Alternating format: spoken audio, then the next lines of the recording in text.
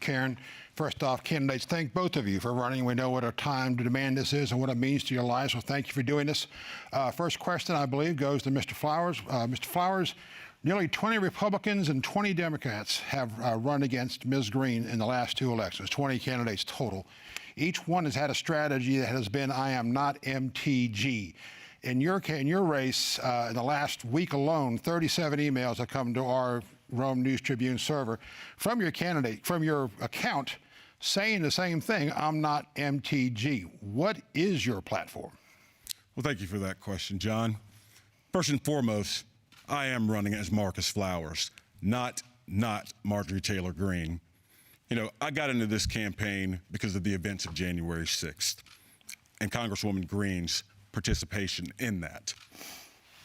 You know, this is about so much more than just having a representative who doesn't represent our district, but it's about our democracy.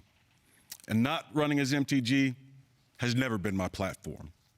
Yes, people see that we have an outsized social media account, but that's not the secret sauce of this campaign. We've knocked over 70,000 doors in our district, had those real conversations with the people of Northwest Georgia, our local leaders, our mayors, our commissioners, our city council members, and yes, our law enforcement officials. And every one of them that I've talked to, almost to a person, has said Marjorie Taylor Greene is not who they want representing them. So yes, this campaign is about Marcus Flowers, not MTG. Thank you. Joshua, it's your turn. I need a rebuttal to that. You cannot accuse me of insurrection. I was a victim of the January 6th riot just as much as any other member of Congress. That was the third day I had on the job. I had nothing to do with what happened there that day, and I will not have you accuse me of that. That is wrong of you to do. You're lying about me, and you will not defame my character in that manner. Did Joe Biden win the election, Congresswoman Greene? Joe Biden is the president of the United States, Absolutely, Marcus. but you pushed a big lie that said he did not win the election. There was election fraud. You drove those people to the Capitol on January 6th with your lie. We're going to move on. Josh Rowe, it's your turn to ask and my a question husband has to Marjorie proof of it. Taylor Greene. We have FOIA evidence of proof of election fraud that came out. Excuse me. We're ready to move on to the next question for you. He's not going to accuse me of a crime. Would you like your question? Would you like your question? Yes, ma'am, I would. Thank you. All right, thank you. By the way. There's a crisis in your district tonight. I'm going to lay this out as quickly as I can here. The future of the DACA program is in jeopardy in the courts. You have a bill that would eliminate DACA. You said this on Twitter 10 days ago. A plan must be developed, and that's an accurate statement, right? I talked to one of the state reps there in Dalton this week, Republican. He tells me that if DACA goes away, 10% of the labor force in Dalton also would go away. A huge part of the economic engine in your district, right? You got people who live in every county in your district who work in Dalton, get a paycheck there, take that money back to those other counties, buy homes, pay taxes, goods and services. So, and I also asked, what happens if DACA goes away? What happens in Dalton? He said, devastated, devastated. So tonight, be clear with your district. What actually happens if DACA goes away, and then what is your plan? Well, Josh, first and foremost, I swore an oath to the Constitution, and I represent the citizens of the United States of America, not DACA recipients. And I also represent our district that believes in strong borders. We've had over 5 million people illegally invade the United States of America since Joe Biden became president. Fentanyl is now the #1 cause of death in young people from 18 to 45, and they are using Narcan every single day in Northwest Georgia, which, by the way, is not next to the border of Mexico. Because of this border crisis, it has caused a human security crisis like we've never seen before. Joe Biden and his administration is the greatest business partner to the Mexican cartels that we have ever seen in United States history. The only thing that I'm going to do to represent Northwest Georgia and Georgia's 14th district and the workers and the businesses there is to legislate and vote so that they have a strong economy, they have job opportunities that will not be stolen by people that are illegally invading our country to steal their jobs. I know the representative you're talking about is probably Casey Carpenter, who seems to be more interested in representing illegal aliens than the legal citizens of Northwest Georgia. Thank you. Your time is up. John, your question for Marjorie Taylor Greene. All right, Ms. Greene, since taking office on January 3rd, 2021, what is the one specific accomplishment solely on behalf of the 14th Congressional District that is most important to you? Well, I tell you what, it's been hard to pass any bills in a Democrat-controlled, Nancy Pelosi-controlled House of Representatives, a Senate that is controlled by one vote with Kamala Harris as the Democrat vice president, and a White House that is controlled by Democrats, Joe Biden. Now, what we've done to accomplish things for Northwest Georgia is I'm proud to be able to bring in money via grants to help our local sheriff's department and help local businesses there. We've also worked very hard with the flooding that happened over in Somerville. And so we've worked hand in hand with officials there and look forward to helping them more as damages and amounts of money come out. So I'm very excited to vote and to introduce bills that uphold the conservative traditional values of the people in my district, and I'll continue to do that. All right, Josh, you get the final question. Did you have a rebuttal? Yeah, I didn't hear an answer there. Ladies and gentlemen, Representative Greene said she's passed all these bills and brought money into our district. Well, you haven't. You know, no, I voted no to Joe Biden's radical Democrat bills, Marcus. Don't necessarily come from Congresswoman Greene. Hold on. People write grants for their organizations to get government money. That is competitive. No, you're if we had a Congresswoman who was walking those grants through, perhaps, but Congresswoman Greene, she can't take credit for good things that happen while our people suffer. Marcus, we're going to give you your last question. Josh, you get the final question for Marcus Flowers. Mr. Flowers, you don't understand how it you said it here tonight that the voters in Northwest Georgia want a different member of Congress. You've said that. You made that clear. But the numbers in the primary tell a different story. And to be clear, numbers processed by local election workers in Georgia and reported by the Georgia Secretary of State. She received 30,000 more votes this primary than 2 years ago. If you take your votes, all your Democratic challengers' votes, all of her challengers' votes, she still had 13,000 more votes than everybody else running.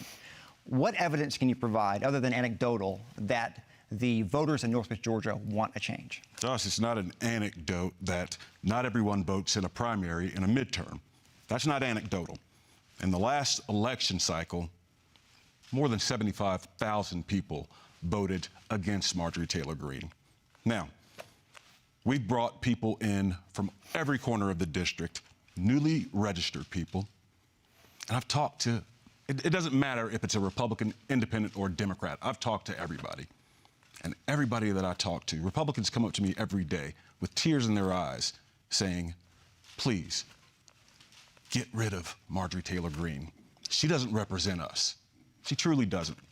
And I've heard this time and time again across the board. A primary is not a general election. I guarantee you, gentlemen, what you're hearing that in the primary, Marcus Flowers, you will see who's a man difference. who wears a hat and doesn't own one single head of cattle. He's a liar, and all he has done is sent emails all over the country to raise money for himself, and he pays himself out of his campaign with your donation dollars. If you're a California Democrat sending money to Marcus Flowers, he's paying himself to run for Congress and pretend that he can beat me in a blood-red Republican district. None of his Democrat defund the police, America Last policies represent our district, and I do. Well, I'll tell you what, I do get a response to that. Yeah. Well, we need to really move on because we are so far behind. Definitely. That concludes the first round of the debate. The candidates will now ask a question to their opponents. Each candidate will have 30 seconds to ask the question, 60 seconds to respond, and the candidate who asks the question will have 30 seconds for a rebuttal. Now, by random selection, Marjorie Taylor Greene, you may ask the first question. Absolutely. Marcus, you're a father, and you are a representative of the Democrat Party. The Democrat Party is the party of child abuse. It's the party that represents grooming children and sexualizing them in school, teaching anti-white racism in the terms of CRT education, and genital mutilation of kids that can't even get a driver's license, can't get a tattoo, and cannot vote. How do you stand there and represent the Democrat Party as a father? And do you believe in genital mutilation of children under the age of 18? And these puberty blockers that have severe health consequences? Time for your because question. I've introduced a bill to ban it and make it a felony to mutilate children's genitals. Do you stand by that? Boy, that was a lot. And God bless you, Marjorie Taylor Greene. If you truly believe that I'm praying for you. You know, I believe in this country. I believe in our democracy. and I believe in standing up for human rights. People come up to me every day and tell me how they feel attacked by you.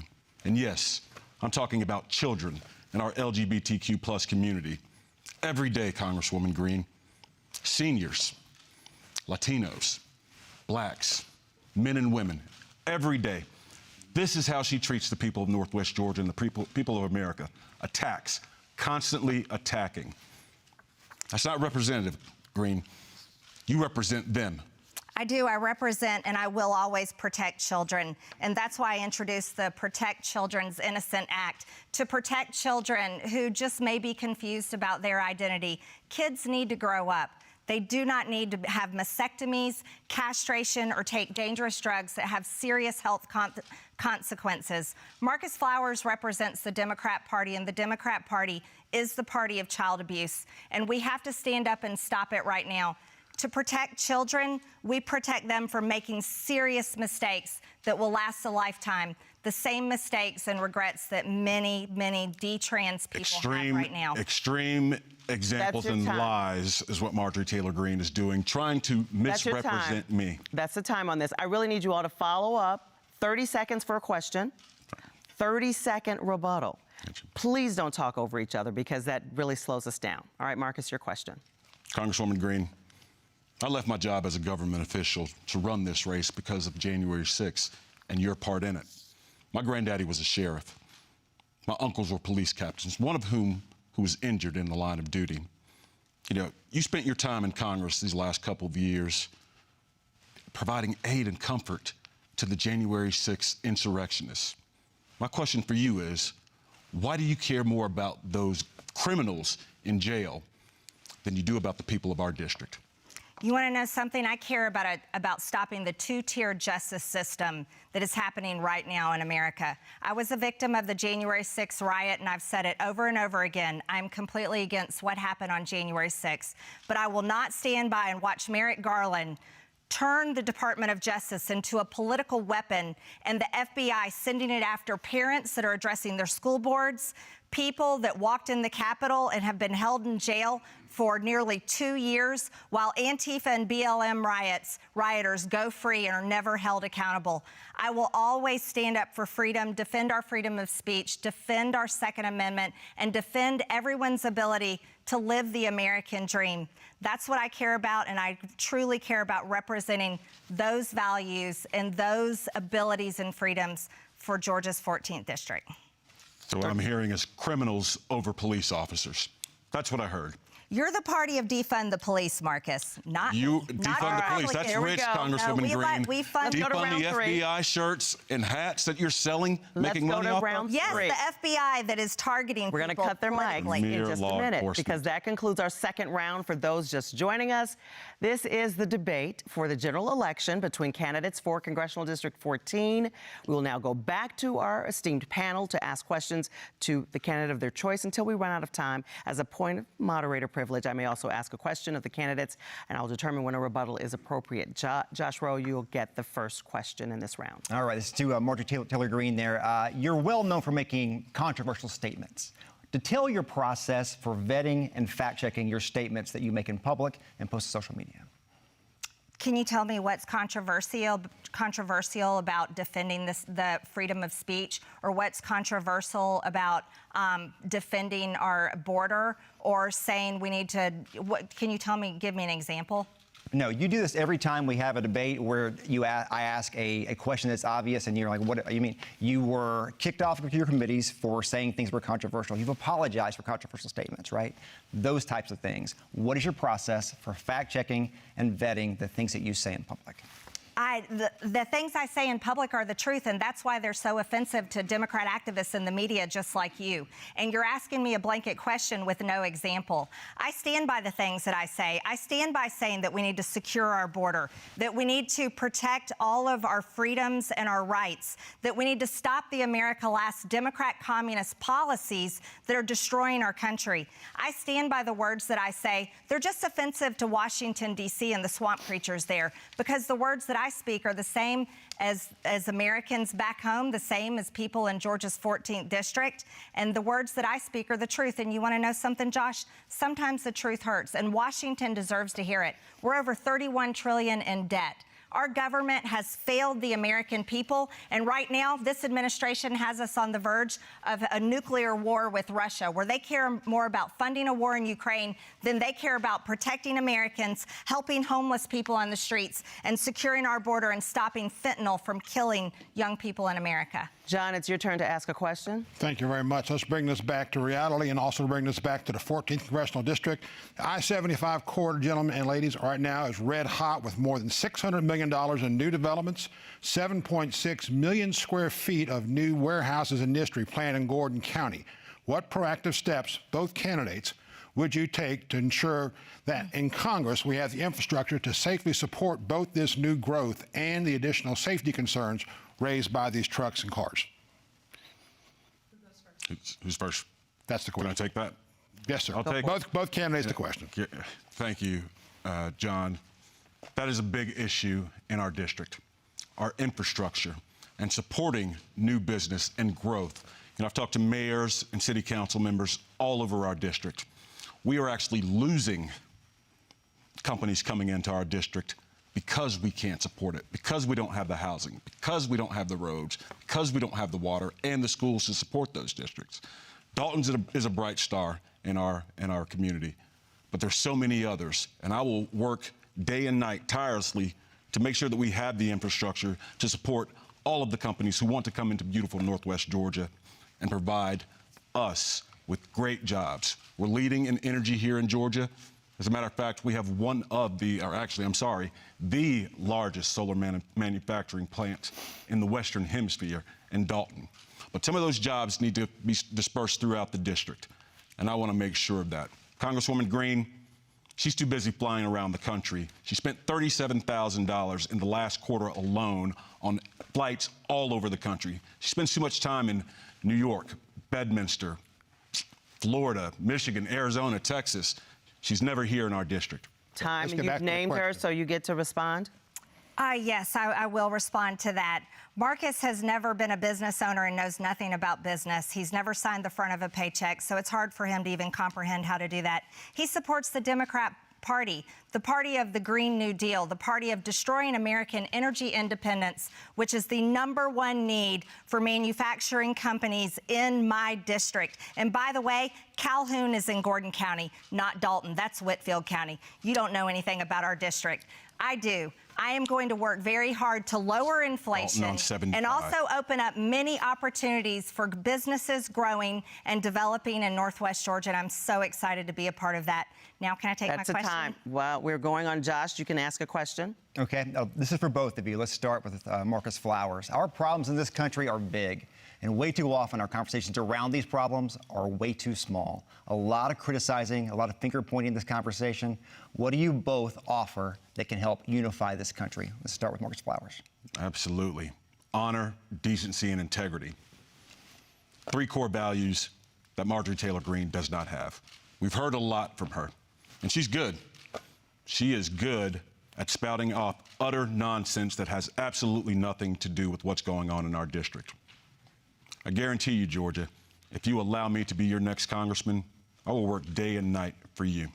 Constituent services, something that you're not getting right now.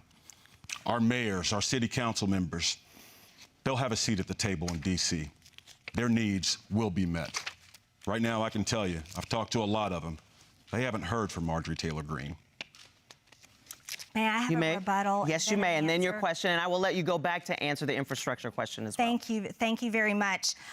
You have no right to attack the hardworking people in my constituent services. They do a phenomenal job, and you know nothing about their hard work because they have served the constituents in Northwest Georgia over and over. So I will not have you attack them. They love their jobs. They love serving and helping people, and that is wrong, and you owe them an apology. You owe them an apology, my constituent services. Why don't you list your offices on your website? This is my rebuttal. Karen? I'm looking for time for the rebuttal. Thank you. Thank you. So that's my rebuttal. Do not attack the people that work in our office. And go on with you can answer the question. Thank you very much. As a member of Congress that is very much looking forward to Republicans taking back the House in January, I'm excited to talk about the commitment to America. The commitment to America is going to provide an economy that is strong.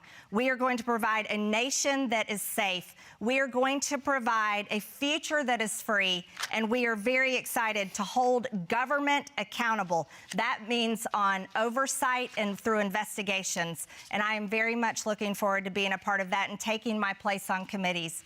I will work very hard to do two things. Number one, investigate wrongdoing and hold them accountable. Number two, work hard within my conference and within all of Congress to legislate and produce bills that do these great things for a Republican commitment to America. Can you give me a quick answer for the infrastructure question? Infrastructure question. Yes, I'm in the construction company. So infrastructure is something I understand, and being a business owner for over 20 years, that's something I know how to do. What we're going to do for infrastructure is make sure America is energy independent, support fossil fuels, stop funding failing green energies. Wind only supplies 9% of electricity, and then solar is less than 3%, but fossil fuels are over 60%, and nuclear is nearly 20%. It's extremely important. What we also have to do is we have to fund actual infrastructure. Biden's infrastructure bill was actually about the Green New Deal and not about roads and bridges. All right, we are going to move on now to closing statements because we have used up a lot of our time. That's all the time we have for the questions. Each candidate now will have 60 seconds for that closing statement. And Marcus Flowers, you will get a chance to have the first closing statement here. Thank you, Ms. Greene. As was suggested earlier, I am running as Marcus Flowers, not Marjorie Taylor Greene. Listen, I'm the son of a teacher, the grandson of a sheriff. I'm a veteran. I'm a father. I'm a member of this community. I've traveled this district for the last 2 years, and I've talked to people from every walk of life in every corner of our district. And what I hear from them is they want a representative who will work for them. This isn't about Republicans or Democrats. Ladies and gentlemen, this is about right and wrong. This is about chaos versus stability. This is about us. I want you to go in starting tomorrow and vote for right or wrong. Georgia, we have to decide what we want in our seat. Do we want a show horse, or do we want a workhorse who's going to get things done for us? God bless you, and thank you. Marjorie Taylor Greene, you get the final closing statement. Well, you just heard from my Democrat opponent that usually wears a cowboy hat but doesn't ride a horse and doesn't own any cattle.